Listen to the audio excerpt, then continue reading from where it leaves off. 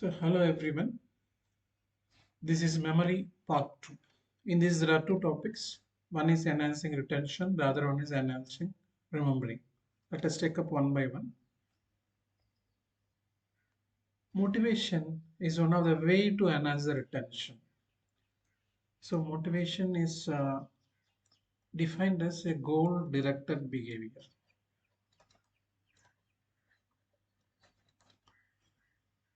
So, it is a goal-directed behavior.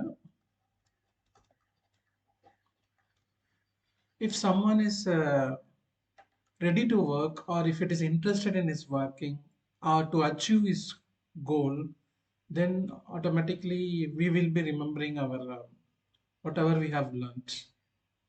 So if you are motivated intrinsically or also by extrinsically, so we will remember the most part of what we have learned. That is the first one. The second one is hope of success. So the thinking that we will succeed in any activity will enhance the retention. So hope of success is directly proportional to the retention process.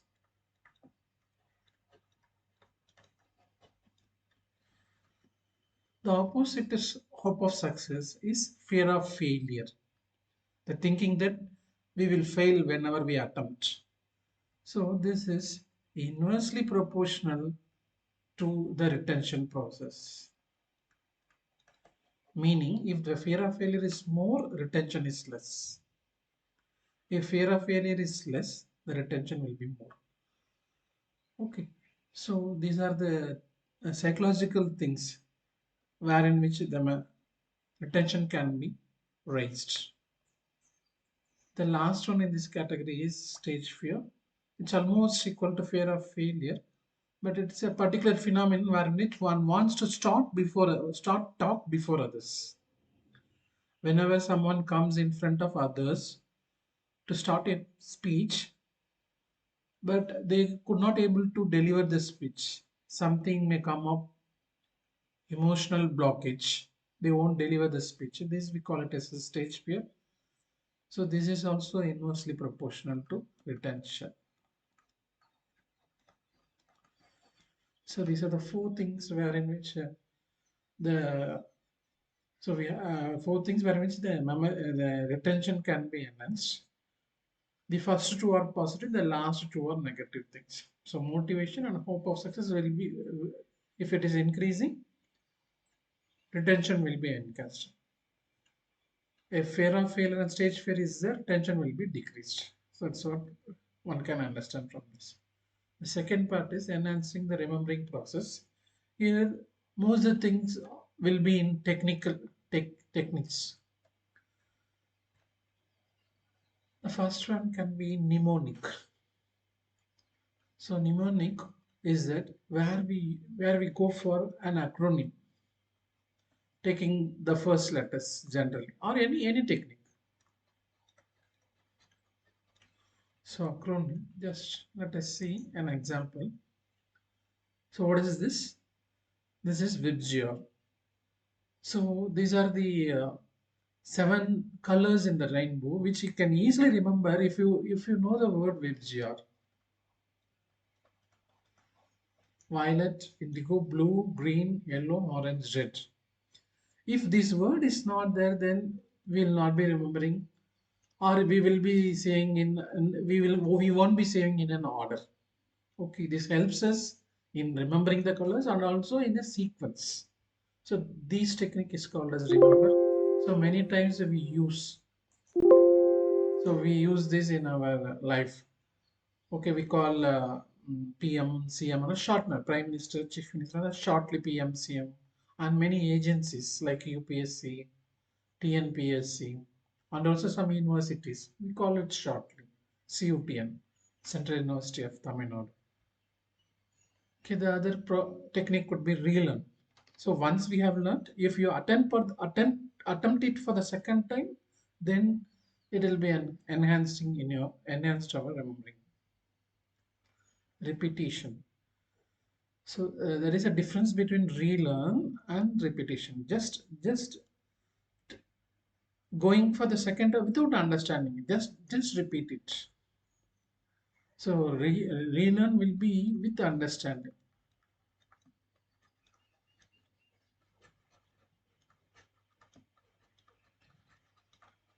So repetition is just repeating it, maybe mechanically.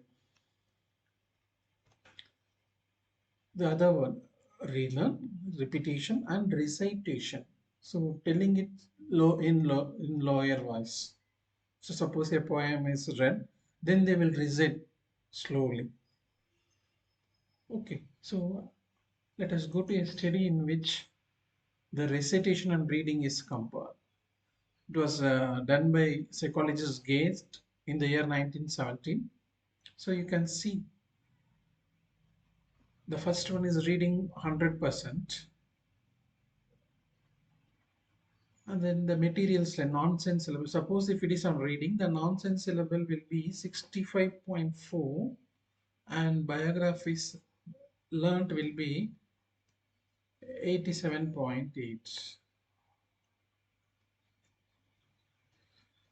Slowly what they are doing is the reading is being decreased and recitation is being increased. So this is 80, this is 20. You can see the nonsense syllabus, it is increasing.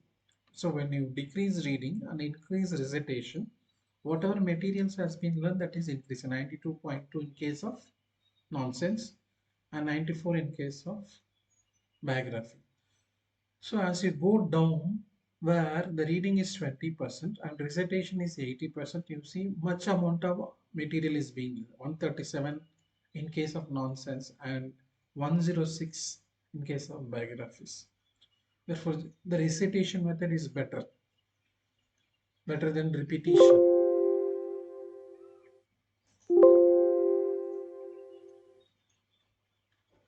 So SQ3R is a technique which it can be, it's also an acronym. So this is S is for survey, Q means questioning,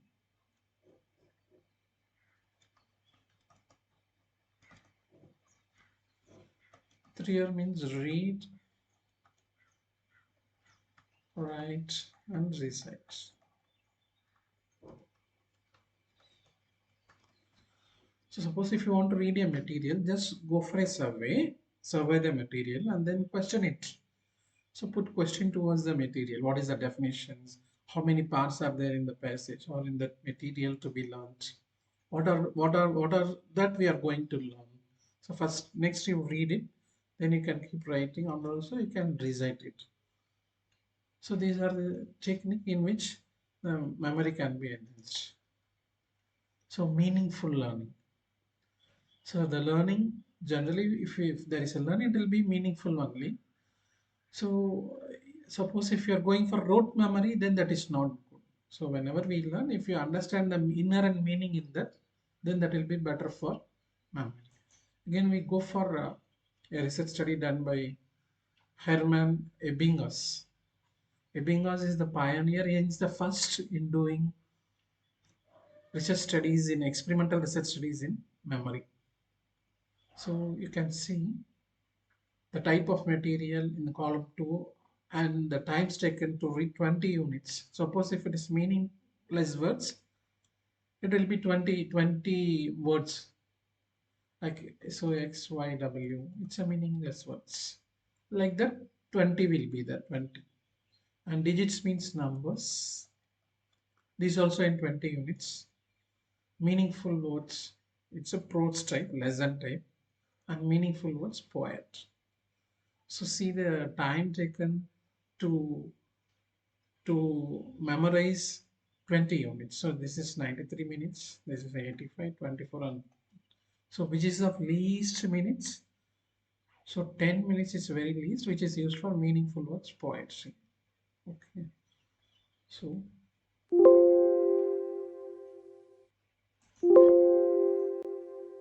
meaningful will be better learning than rote memory. Distributed learning. Distributed learning in terms of time. So if there are the portion is very long, very large enough, then you can distribute it with respect to time. So today you can read one chapter. Next tomorrow you can read second chapter. Like that you can distribute. So all full book we cannot read in a single day. So it's a distributed in terms of time, in terms of time duration. The other concept you can understand is a whole versus part learning. Suppose if there is a piece of lesson, whether we can go by a whole or whether we can memorize it by a part by part. So one part we are taking at a time, the other part we will take another time. Let us go to a study and then we'll come back here. So Puel and Cinder, they have taken two passages of 240 lines each, which means 480 lines. And method of study is 30 lines per day only, 30 lines per day only, and this is for part learning. And this is for full learning, whole learning. 3 times they have to read per day. So number of days they took to memorize is 12 days. If it is going by part learning, if it is by full learning, it is taken 14 days. Then come to next column. 431 minutes required to memorize when you go for part learning. Only 348 minutes are required to memorize if you go by full learning method. Okay, it seems that whole learning is better than part by part learning if it could be manageable in a single part. So not a voluminous one. So in that way we have to take it.